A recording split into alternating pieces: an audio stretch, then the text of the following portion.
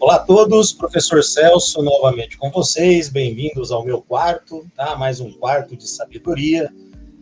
Hoje eu estou com outras indumentárias aqui, porque vou explicar para vocês rapidinho o que está acontecendo. Alguns alunos conversaram comigo, né, a respeito de um tema que eles acharam extremamente interessante na minha vida, né, um tema que faz parte da minha vida, que é o fato de eu ser autista, né? Então, muitos né, o fato de eu ser autista, justamente porque talvez alguns alunos não saibam muito bem o que é ser autista, né, o que é ter comportamentos atípicos, né, em relação a comportamentos neurotípicos, como nós costumamos falar de pessoas que, aí desculpe eu usar o jargão para todo mundo entender, que são pessoas, entre aspas, que agem de forma normal, tá? Mas não é assim que funciona, não é assim a nomenclatura, e nós vamos conversar um pouquinho sobre isso agora, tá? Prazer, para quem não me conhece, eu sou o professor Celso, sejam bem-vindos aí novamente a mais um bate-papo aqui no meu quarto, nesse nosso quarto de sabedoria. Caso você não tenha feito sua inscrição, por favor, considere se inscrever, ficarei extremamente honrado. E o fato de eu estar falando também sem ficar olhando direto para a câmera, né? Eu olho só de vez em quando, vocês podem ver que meu olho passeia, é justamente por conta de uma dessas dificuldades, né? Eu até consigo olhar, mas a concentração, nesse caso, em estar olhando é um pouco complicado. Deixa eu só ver se minha gata resolve abrir a porta, porque minha gata, ela gosta de abrir a porta quando eu estou conversando com vocês. Na verdade, o gato é o dono da casa, né? Não somos nós que cuidamos dele, ele que cuida da gente. Mas, enfim, é vida de gato, tá? Então, vamos lá. Primeiro, para ficar claro para todo mundo, eu acho que já deve ter ouvido falar isso em inúmeros locais, e não custa nada a gente relembrar, autismo não é doença, tá? Apesar de ter lá um CID, uma identificação, né, no Código Internacional de Doenças, ela não é uma doença, tá? Ela é uma condição neurológica que atinge um certo número de pessoas no planeta, quando diagnosticado, quando verificado realmente que essa pessoa ela tem um comportamento que seria um comportamento que a gente chama de atípico, tá bom? Mas, então, eu vou explicar de uma maneira bem simples, tá? Sem muito jargão técnico, sem nada muito extraordinário, até para que a gente possa desmistificar essa coisa do autista, tá bom? Primeiro, quando os alunos falam, né, pedem para que eu explique o que é ser autista, a resposta mais simples que eu encontro é: o meu cérebro funciona diferente do cérebro de vocês, tá bom? E o que seria funcionar diferente? Bom, vamos lá. Dependendo da situação, os autistas, eles podem demonstrar interesses que serão um pouco distintos dos interesses da maioria, como, por exemplo, o fato de eu ter aquilo que a gente chama de hiperfoco. Eu me concentro demais em uma coisa, eu falo muito sobre ela e eu domino muito esse entendimento. Talvez uma das razões pelas quais algumas pessoas acham que eu sou metido a besta quando eu falo muita coisa a respeito do que eu sei, porque eu falo com propriedade. Então, algumas pessoas vão considerar a minha atitude até como grosseira em alguns pontos. Mas eu não sou grosseiro, tá?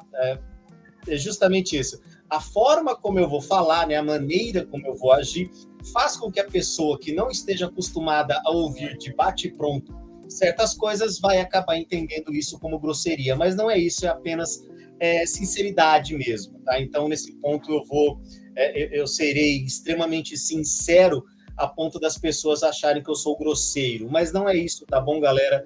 Inclusive, meus alunos e quem mais tem aí, com quem eu tenho a felicidade de conversar, entendam, tá bom? Não sou grosseiro, sou apenas sincero.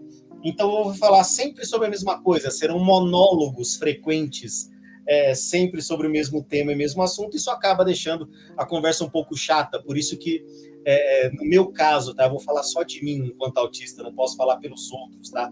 Mas vocês vão perceber que esses comportamentos são extremamente parecidos em pessoas atípicas, tá? Eu tenho comportamentos repetitivos, sabe? Eu tenho um horário certo para acordar, um horário certo para levantar, um horário certo para fazer todas as minhas coisas. A mesa onde eu trabalho, ela tem que estar extremamente organizada da forma que eu organizei. Então, se de repente está faltando alguma pecinha fora do lugar, eu já fico preocupado. Por exemplo, eu tenho um fone de ouvido que eu utilizo aqui e eu tenho também esse outro fone de ouvido que eu utilizo aqui quando eu estou usando o computador.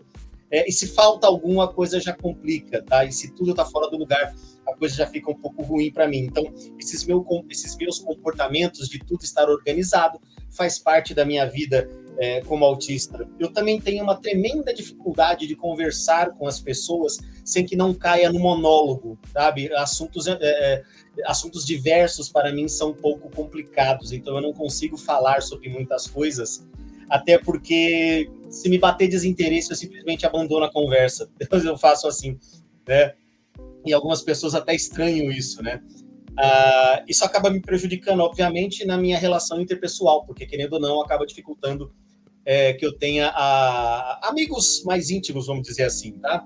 Eu posso dizer que de amizade mais íntima que eu tenho, talvez a minha esposa, né, com quem eu estou casado aí há 20 anos, e ela também, né, compreendeu a minha situação. Aliás, né, vale relembrar, né, vale contar para vocês, aliás, o meu diagnóstico de autismo ele veio tardiamente, tá? Eu não fui diagnosticado autista quando criança. E aí é uma coisa que eu me sinto um pouco triste com isso, porque a sensação é que parece que a sociedade não entende que autistas crescem, que autistas envelhecem, tá? Que autistas, dependendo do quão funcional ele é, né? Se ele consegue viver relativamente bem numa sociedade, ele pode exercer certas funções, certas tarefas e ser tão bom quanto uma pessoa típica, um neurotípico. E isso acaba me entristecendo porque a sensação que dá é que eles romantizam o autismo de certa forma, que enquanto o autista é uma criança é tudo lindo e maravilhoso, e que quando ele envelhece parece que ele não serve. E eu já sofri assédio por isso, eu já sofri preconceito por isso, eu já sofri humilhações por isso, justamente por conta da minha condição de autista, porque eu explico para as pessoas, basta me dizer o que tem que ser feito e com certeza será feito, explique para mim de forma correta, me diga direito como é que são as coisas, tá? Como eu sou mais velho, eu até entendo alguns temas, por exemplo, metáforas, a minha idade já me faz entender algumas metáforas, mas até então tem coisa que eu não entendo e esse é o maior problema para nós autistas. A sociedade nos obriga a ser iguais à sociedade. Nós não somos iguais a todo mundo na sociedade. A gente não consegue agir assim. E vocês não fazem ideia do quanto dói para nós autistas tentar ser parecido com vocês, neurotípicos, sabe? Isso é ruim, sabe? Ser chamado de maluco, ser chamado de doido, ser chamado de doente mental, são coisas que magoam, são coisas que chateiam, tá? Como eu falei, os autistas, eles crescem, os autistas também têm sentimentos. Eu não tenho aquilo que as pessoas chamam de empatia, de me colocar no lugar de outra pessoa, mas a minha empatia funciona da seguinte forma: se você tem um problema, eu quero que o seu problema se resolva, porque senão eu vou ter um problema, que é ver você com problema, entendeu? Então eu tento fazer de tudo para que você se sinta bem, para que eu me sinta bem, porque se você estiver ruim perto de mim, eu vou me sentir mal. Então eu quero que o seu problema seja resolvido, tá? Eu não pego o problema para mim, mas eu quero resolver esse problema justamente para que você não carregue esse problema para perto de mim e eu também não me sinta mal com isso, tá? Essa é a minha forma de ser empático. Então eu tenho rotinas e eu dependo dessas rotinas. Quando essa rotina ela é quebrada, é como se alguma coisa faltasse, né? E isso acontece muito no meu dia a dia, quando, por exemplo, eu estou indo para o trabalho de motocicleta e, de repente, eu tenho que desviar o caminho. Pronto, já me atrapalhou. Eu vou saber o que fazer, eu vou me virar, eu vou encontrar um retorno, eu dou um jeito, tá? Mas a rotina que eu fiz do local de trabalho é a mesma.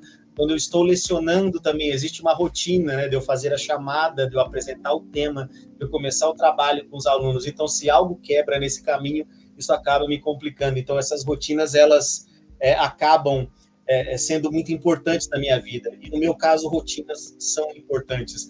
Quando mudo o ambiente onde eu estou, eu já me sinto diferente também.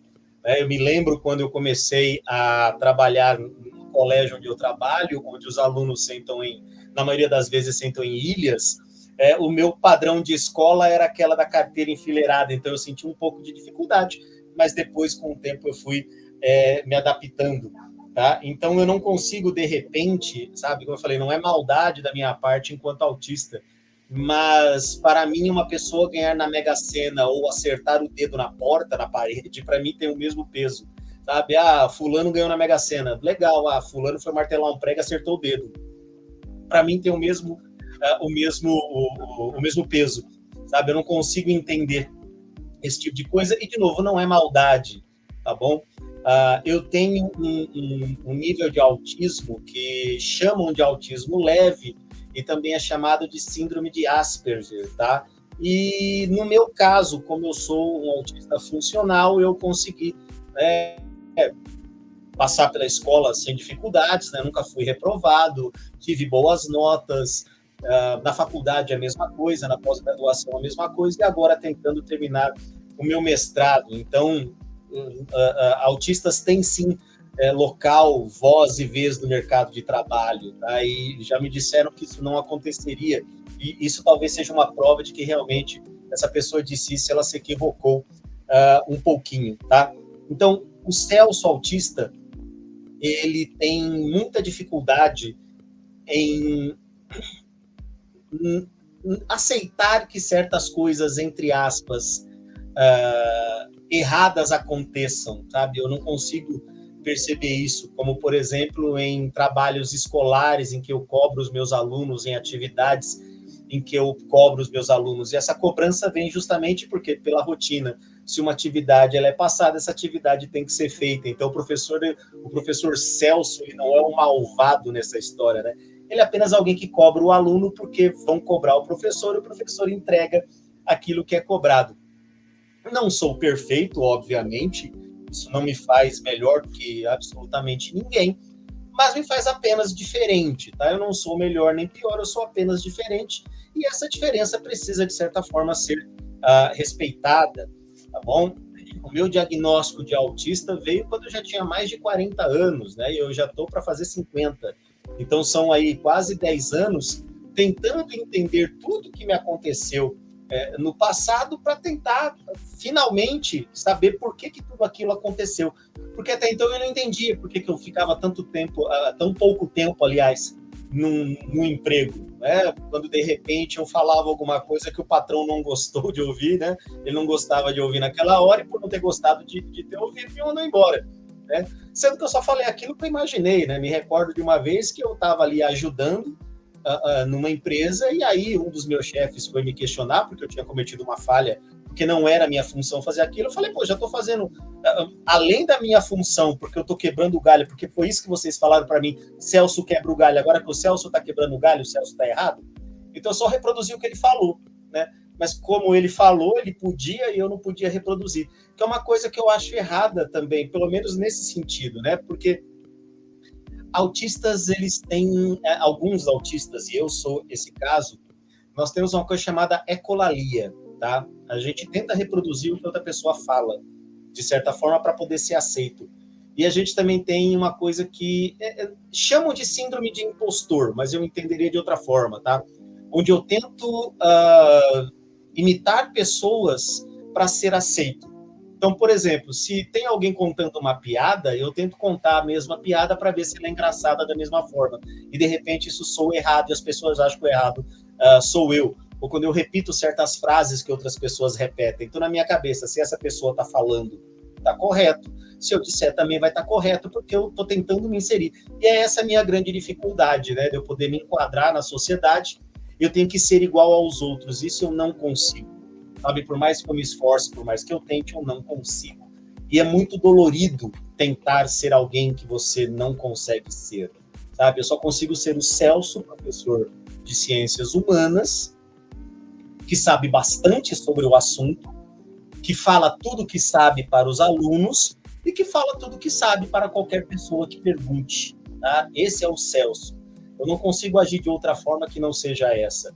Não sou perfeito, cometi muitas falhas enquanto adulto, enquanto jovem, né? Eu posso dizer que depois dos 18, né, como eu já respondia por mim, não fiz nada, digamos assim, tão ruim para a humanidade, mas como todo bom ser humano, já cometi minhas falhas, já tomei multa de trânsito, tá? Eu vou pensar assim, ainda que isso não seja algo tão ruim, mas para mim sabe? Porque significa que eu falhei, e essa minha falha, ela acabou, de certa forma, me deixando chateado. porque falhar para mim é um pouquinho mais complicado do que para a maioria das pessoas que simplesmente erram e tocam a bola para frente. Eu não, eu vou ficar remoendo esse erro, até tentar resolvê-lo e nunca mais cometer esse erro, sabe? E às vezes eu erro na intenção de querer acertar, e é isso que muitas pessoas não entendem. Quando eu, por exemplo, reproduzo a mesma fala de outras pessoas ou reproduzo as ações de outras pessoas para tentar ser aceito na sociedade. Obviamente que eu entendo, né, as questões éticas e morais de todas as ações humanas, e é óbvio que eu não vou tomar nenhuma atitude que seja antiética ou imoral. Mas aquilo, como eu falei antes, né, uma simples piada, de repente, aconteceria, tá? Eu só queria falar sobre isso com vocês, do meu autismo, vai ser bem rapidinho hoje, são só 15 minutinhos, justamente para que vocês entendam que a cada encontro nosso eu vou estar falando daquilo que eu sei, eu vou estar falando daquilo que eu tenho certeza, sabe? E quando eu disser que eu acho, que eu acredito, vocês vão saber, tá bom? Não me tenham como grosseiro em algumas coisas que eu disser, porque, querendo ou não, esse é o meu jeito de ser. Vocês prefeririam realmente muito mais pessoas sinceras próximas a vocês do que pessoas falsas, e eu não consigo ser falso, tá? Eu não tenho esse trejeito, sabe? O problema é que quando a gente escuta alguém muito sincero, essa pessoa passa a ser nossa inimiga. Isso me faz lembrar até uma frase antiga, né? Eu não me lembro quem foi que disse, mas ele disse algo mais ou menos assim: por acaso você virou meu inimigo só porque eu te falei a verdade, né? Então fica um pouco complicado nisso, tá? Bom, tá aí. Eu só queria conversar um pouquinho sobre o meu autismo, tá? Para que vocês possam entender. Se tiver algum comentário, por favor, fique à vontade aí na seção de comentários. Não esqueça aí de curtir o nosso vídeo, compartilhar. Claro, se você quiser tirar qualquer dúvida, fazer qualquer pergunta aí, fique à vontade também nos comentários para fazer. Prometo responder o mais rápido possível, se não por escrito em outro vídeo mesmo, tá bom?